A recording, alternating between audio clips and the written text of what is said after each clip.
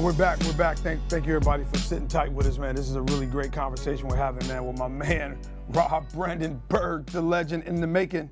But yeah, man, so when you're in school, and I know again, me and you, we've had, conversations like this in the past.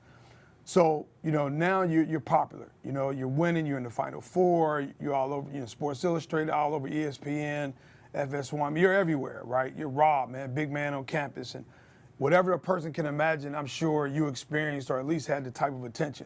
And everybody loves you, everybody wants a part of you. And it's my understanding through my life is that people are often more interested in how you are than who you are. And what I mean by that is they're interested in what you represent and what can they extract or get from you as a result of being attached or associated with you. So we know what that's about. But when the music stops and you're at the end of your college career, tell me what that was like.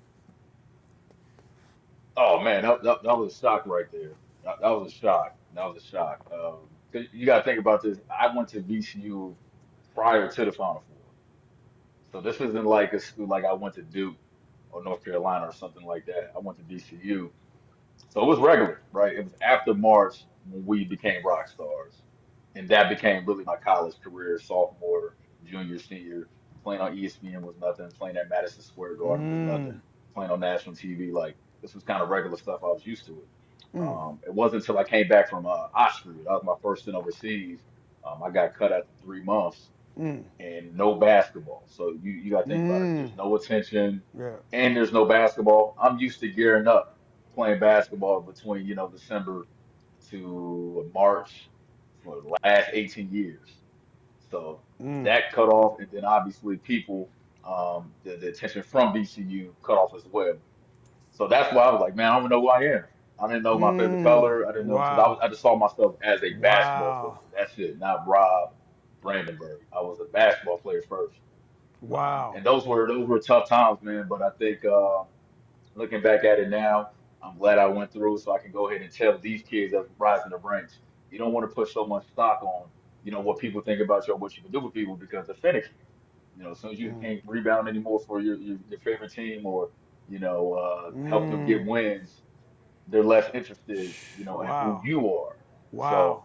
tough lesson, but it's a life lesson, right? Mm-hmm. And I'm glad that you brought that up because I think a lot of our athletes, when you talk about young people going back to what we first talked about, they really think that their identity value is all because of their Mm-hmm. athletic ability. Just because you can Mm-hmm. shoot a basketball well doesn't mean that's just all you are. If you do that Mm-hmm. well, do that well, right? All right. Take it Do it to well. the moon. I But like but that. realize like, listen, and once you stop doing that, whether that's physically you get injured or you're not good enough or you just don't have it Mm. anymore, you can't let, like I said, your self-worth and self-value be predicated on, the masses or Activity. people. Well, It's well, just one, what it is, man. one of the things I learned too, man, I learned is from reading books and watching programs on television. And what I learned is that everything ends. Every show you watch goes off. Every book you read has a last chapter. Everything ends. And so you have to understand that while it's happening, it's great, and it's hard to believe that it'll ever end, but it will. And that's not bad because when something ends, that means there's room for something else to begin. So in your case, when you came to the realization, so your basketball career was pretty much over as it relates to whether it was collegiately or professionally, and you're going through this period where you're trying to figure all of that out.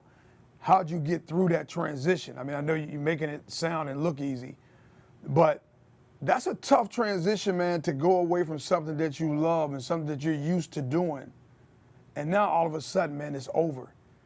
And you got to make that transition. The attention is gone. The certain people who are in your life are no longer there. How did you get through that? I'll say this, I had to, really look in the mirror and figure out, what am I attracted to? Like, what am I really missing? And of course, it's human nature to miss the admiration and all of that. But I think once I got older, I learned I'm all about my family. I'm all about the people that love me. That didn't change. That's right. The same people that was reaching out to me in college, they was reaching out to me after I got done playing. There we go. So I got to the realization like, okay, if I missed the game so much, go to the YMCA, go play in Yeah. men's league, go play basketball. And once I started like kind of getting back into just the love of the game, not necessarily playing for a scholarship, playing for money, that helped me transition well. And then I also realized, man, I'm sitting on there's somebody right now that's trying to, get to the next level right now that needs that advice that I could have used, when I Facts. was their age. Let me go ahead Facts. and just pay it forward. And that's when Facts. J&R really took off because I was able to literally teach life like, dude, I went to where you want to go to, so you need to That's listen right. to me. That's I right. mean, like you want to play the next level, I did it. You want to play overseas, I did it. I played with, Hall of Fame coaches, man. I played NBA players, Kirk Grant, shout out to him, shout out to Troy Daniels, Deontay Right. Weber. Like these are my teammates, before VCU was that national brand that you see it now. So I think looking at it like that just changed my perspective, realizing like I got a lot of experience, man. Yeah, Wins, bro. losses, makes, misses, that doesn't matter, man. It's the Come on, man. experiences, it's the knowledge you get out of that. And you just Yeah. said not a lot of people get a chance to play national TV, play No. overseas, do all those things. So let me not be sour about how it ended, but let me just go ahead and be happy, celebrate myself, and pass the game down to whoever wants it. Yeah. It's been working. Yeah. Well, yeah, man. Well, it was definitely an honor, watching you, man, go through that transition.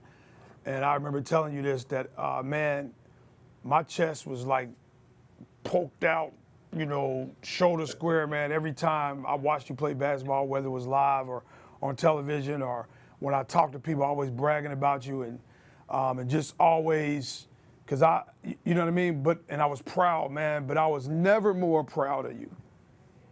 Never more proud of you than when all of that was over, and you went through that transition, and you got up, man, and you withstood it, and you endured it, and you overcame, and begin to build yourself into the man you are now. Having JNR and all these things you're doing, that was my most proud moment of you, man. Was that, bro? Because I know what kind of person you are, I know what kind of heart you have. And all the other stuff is great, but it goes away. But you know what sustains, man, is who you are as a man. And that's what I love most about you, is who you are, man. You know what I'm saying? And I'm with that. And I'm here to witness that. I'm here to watch that. I got my popcorn ready to watch you continue to evolve and do great things in this world, man. And it's just an honor to see all the things you've done, but I'm even more excited about, what's to come, man, and what you're going to do in the future. And so appreciate that. I Yeah, really do, man. yeah. Like again, you've been there since day one.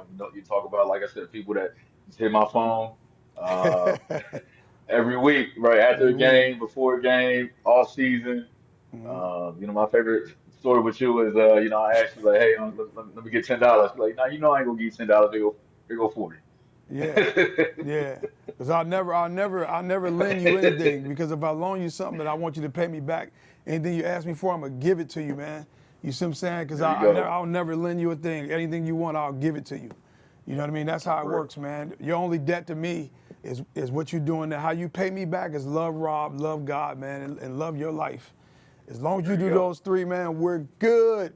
You know what I'm saying? Because and I'm proud, man, and thank you for blessing me, man, with your presence today. And then what I want to do is I want to come back and I want you to tell everybody about what's going on with you, how they can connect with you, get involved with what you're doing, and keep up with the great Rob Brandenberg, whose story is just getting started. We'll be right back.